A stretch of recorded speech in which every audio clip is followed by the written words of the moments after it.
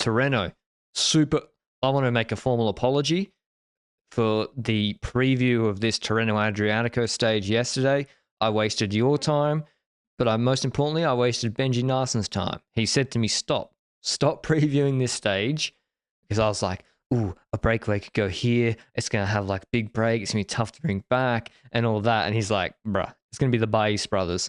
And you know what? It was the two Baez brothers from YOLO in the break, and then two Corotec riders 2 minutes behind, and then the peloton another 2 minutes behind. So it was like the Italian Pro Conti break. It was, fantastic stuff. Even though there were loads of climbs early in the stage, no one at Tirreno. It's like old school racing, Benji. 217 Ks, everyone agreed we'll race in the last half an hour, but before then, we're chilling. Yeah, exactly. That's what they were doing, right? But I feel like the tempo did go up with 30K to go, because there was some nervousness there, and I always heard this Patrick Broe guy tell me that Italy, no wind, no echelons in Italy. It doesn't happen ever. It doesn't. It doesn't happen, eh? Until today. Well, the echelon didn't stay away. So Jumbo Visma, out of nowhere, like everyone's just like, it's gonna be a sprint. It's Italy, straight roads, it's gonna be a sprint. Jumbo Visma go to the front with Benoot, Van Baarle, Roglic, Wout van Aert, and Valter. Valter, is he here? He was the first rider to kick it, mate. Is he allowed to do that? Is Valter going against team orders again? Benoot was not happy. Yeah, Tej Benoot starts sitting on, then attacks the echelon. Jumbo actually got a split. The problem for them was Ineos couldn't make up their mind quickly whether they wanted to cooperate. They had Ganna, Sheffield, Time and Aronsman in the group. Pidcock off the back. Should Ineos have gone all in for this echelon, Benji? They've got Ganna, Gegenhardt, Sheffield, Aronsman. Well, I would say yes. Stage on offer too. But regardless of the stage, they're gaining time in GC with Gegenhardt and Aronsman. On Enrique Mas.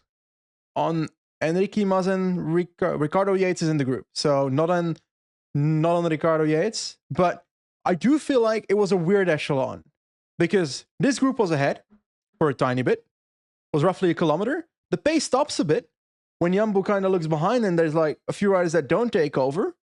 And then the gap is down to 8 seconds instead of the 15 that was before. And then we see moves from behind in the second group, which they're not really pacing. An Arkea rider is pacing, but drops the entire group in doing so. So it's bridging solo. Then we see basically 6 riders bridging solo. Mas already bridged at this point. So it was like everybody was attacking from the second echelon to the first one instead of pacing the second echelon. That's why, I'm defending myself. That's why echelons in Italy aren't real echelons. Because in real echelons, that doesn't happen. Where people are like, fair enough, I'll just go to the group up the road now. In real echelons, you can't do that. You have to come back with the group. Like Van der Poel bridged, everyone bridged. And Ineos eventually started working. McNulty started working, but it was too late. I'm going to be hypercritical, Benji. Wout van Aert the echelon formed, and he started doing what he did in Tour de France Stage 7 in 2020. He went to the back of the group and stopped pulling. Yeah. And it's like, and then the momentum dies. And I know he had been working, but he's just, maybe he's looking to see who's in the group. And we have Binny, we have Philipsen. So at that point, you're like, fuck, we're going to gain 2 seconds on GC for Roglic. Maybe we're going to put all this effort in, and Philipsen's going to win the stage anyway. Not a great, effort to reward ratio. And anyway, it comes back. But it was cool to see, because, listen, I got out of my seat. I was like, wait, what's going on? I thought it was going to be so boring. It does, and this is why, it does make a difference when it does come back, Benji. I think that it helps Philipsen so much more than Groenewegen and Jakobsen, who've been behind. What do you mean? Well, Jakobsen's tired. Yeah, stressing behind. Philipsen also worked in the front echelon, so I would also say he kind of spent some energy. But I don't know. You don't know who's spent the most energy in these situations. But Quickstep did close the final gap with Jakobsen, not directly in the wheel of the Quickstep train, I think. But that being said, they stormed into the front instantly. And we go into the final few kilometers with, again, some chaos of everybody trying to get to the front with like every single sprint stages here. What is up with people not getting to the front in time and also having to do it in the last 2 kilometers, everybody at once? And that causes trouble because then people can't get to the front and can't stay to the front. And Bahrain is a team that is positioned well. Alpecin is positioned well. Quickstep was positioned well, but then wasn't because Jakobsen got pushed to the back a bit and didn't have a lead out. He had no rider in front of him helping him out today, if I recall correctly. So he didn't really have a good wheel at that point. He was an 8th wheel going into the final stretch, basically. And the lineup was like this. Bahrain rider, we've got an Alpecin rider, which is Van der Poel, the second rider. Philipsen in the wheel. Bauhaus in that wheel. A Cofidis rider who can't hold the wheel, so goes out of the way. Moschetti has to close that. And Van Aert was roughly somewhere in that area. I think Jacobs might have been ahead of Van Aert in 7th or 8th position. But that's the lineup going into the final stretch. And what do we see? Well, yeah, Wout has decided that Jakobsen is the wheel to be, which I sort of disagree with. Jakobsen and Merlier's wheels are not the place to be because if they get it right, you're not coming out of their wheel, they win. They sometimes also get it wrong and they literally don't get into a competitive position to sprint. And so Philipsen is the master of getting into position to contest as many sprints as possible. It's incredible. And MVDP... what? Can you follow Philipsen during all those gaps?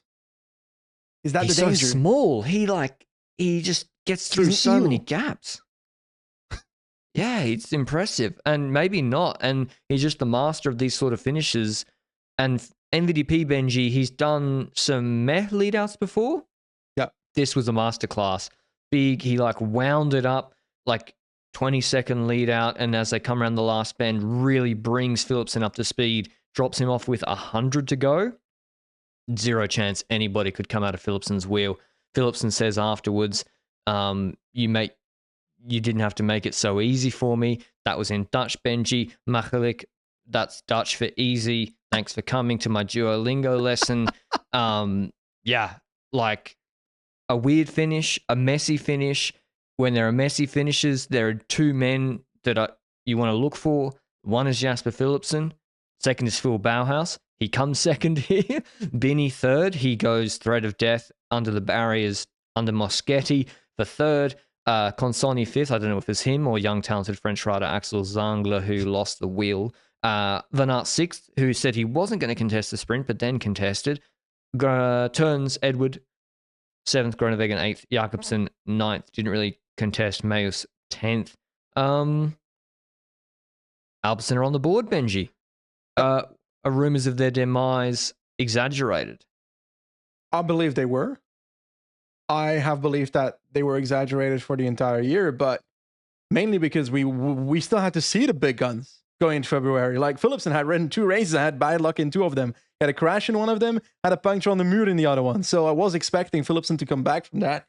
And he does that. Yesterday he was close in the sprint. Was that yesterday? I don't even know, but he's gotten close in a sprint in this year. And today he ends up winning it in pretty solid fashion. Great lead out by Van der Poel. Van der Poel might not be on the level yet when it comes to his classics, but he's going to get there by the time the classics arrive, the big one. So I've got confidence here. Then again, MSR is in a week, right? So he doesn't have much time to get in the form for MSR. MSR, I think Van der Poel's always going to be good at. Because you only need to be kind of ready for the last hour. It's the harder races where, like a Strada Bianca, where if you don't have the fitness, you don't have it. In terms of GC, no changes. I did like seeing 8,000 watt master Leonard Kemner mixing it up with the Jumbo Visma echelon. That was really cool to see.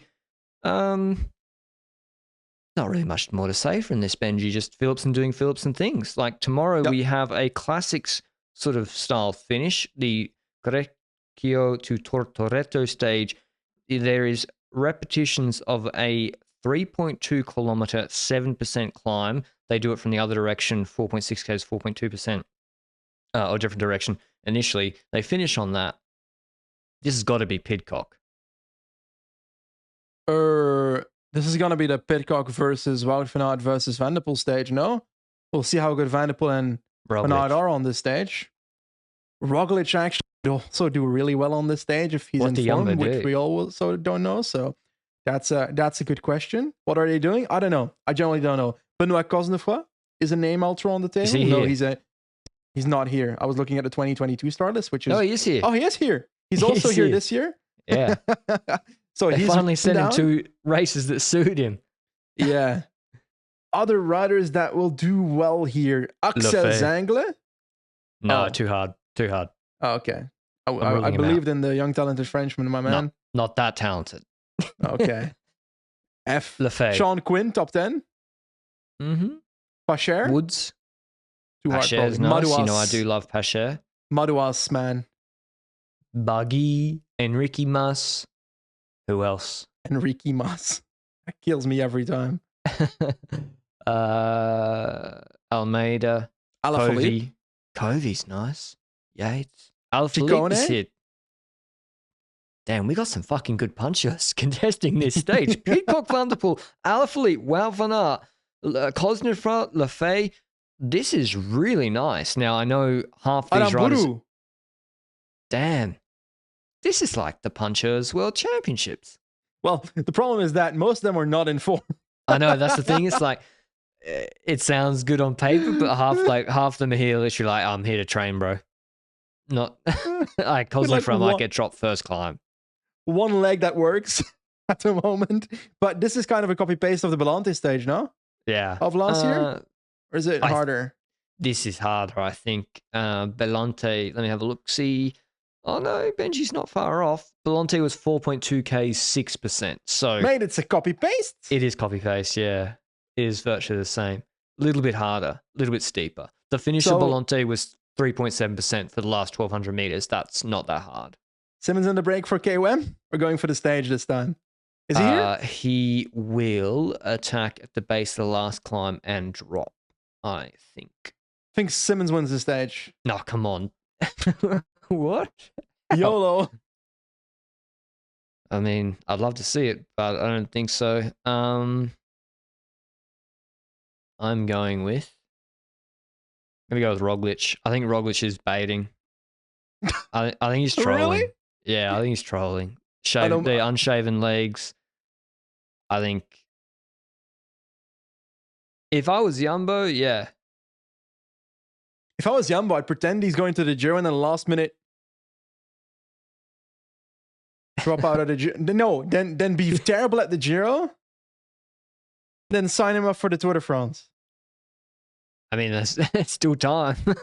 Like, possible. He hasn't done that many race days, but yeah, I'll be interested to see how they go. They got the team Benoit. Maybe they play it like a classic stage and Benoit goes early and force Alpecin and Quickstep to chase. Hopefully it's good.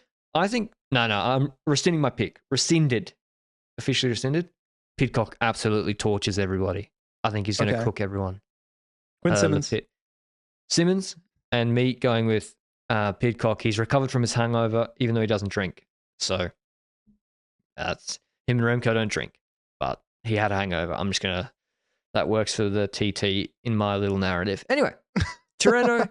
An interesting finish to what could have been a really dire stage. Actually, 2 good days of racing. Tomorrow, we should have a break in Paris-Nice, and I think this is the one to watch. A lot of good punchers going head-to-head. Any last thoughts, Benji? What have I been... movie reviews. I said this on Twitter. So, is there anything worse? You know when you build up a movie you're going to see, and you love the director, and you think it's going to be so good because you like love the director so much, and it's also the movie's been well hyped. So like I loved In Bruges, I loved 3 Billboards, I loved The Guard, some of my favorite movies. So I like Martin McDonough's like new movie Banshees of Inisherin. I saved it for the long haul flight from Singapore to Barcelona. I'm locked in, ready to watch it, and I built it up in my head. And it's like award winning, and it's got Farrell, it's got Gleason in it. And it wasn't a bad movie, but I just didn't enjoy it as much as my expectation thought I would because of all those factors. And that was so much more disappointing than if I just randomly watched a bad movie. And it really threw me. And I didn't know how to feel about it. And I just didn't think it was that funny. And I didn't get the point of it. Do you ever have that? Cool story, bro. You've never had that with a movie? I've got it with TV shows, probably. Like a second season or something. Yeah, definitely with second seasons and like TV shows that I'm looking forward to and so forth. But I've gotten to the point where back in the day, like student days, I watched so many TV shows that I only watch like the ones where I'm certain it's gonna be good ones. And if they then disappoint, then I'm devastated. I'm a broken man for life. Ugh. And yeah, that does occur. But I get over it because cycling is my escape from the world. And then I look at cycling and I'm like, oh, everything's good again. Fuck me, mate. I look at cycling and I'm like, holy shit, my brain just thinking too much. I want to watch things to chill out. Cycling's not where I go to relax. And then I watch Banshees and I'm like, Jesus, Irish families not talking to each other is a little bit close to home for me. No one's speaking to each other in an Irish family. So maybe that's why I didn't like it. It's like, you're not happy unless we all have grudges against each other. Jesus. Anyway, that's my movie review. I thought Ralph Fiennes in The Menu was actually very good. And in The Forgiven, I thought that was a very poor movie. But maybe because I'm the villain in all the movies at the moment. You know, the villain is me. In Rocky, it's the Russian, boxer.